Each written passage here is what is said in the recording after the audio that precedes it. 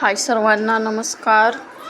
तर इथं आणलेलं आहे बोकडाचं मटण. तर मी करत आहे आता बोकडाच्या मटणाची भाजी. तर पहिला तर मी धुवून घेतलेलं आहे मटण.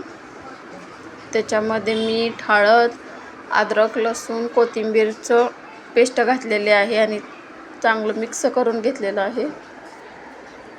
तर आता मी तेलामध्ये टाकलेलं आहे. थोडंसं तेल ओतलं कुकरमध्ये आणि मटण मिक्स केलेलं तेलामध्ये टाकलं. तर आता तेलामध्ये आपल्याला परतून घ्यायचं आहे. तर बघा आपली छान अशी तर्रीदार भाजी रेडी झालेली आहे.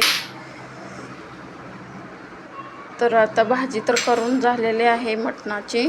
तर बघा कलर किती छान आलेला आहे. साधी सिंपल रेसिपी आहे. तर हे बघा तर्री किती छान आलेले आहे.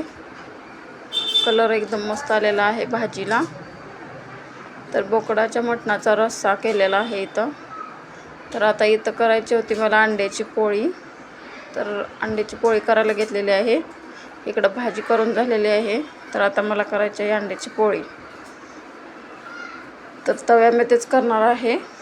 भाकरी केले तर त्या तव्यामध्येच करणार आहे. तवा गरम आहे ऑलरेडी. तर मी करायला घेतलेलं आहे अंड्याची पोळी आता.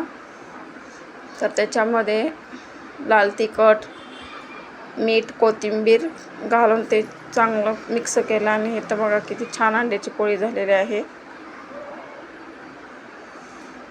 तर झालेली आहे अंड्याची पोळी.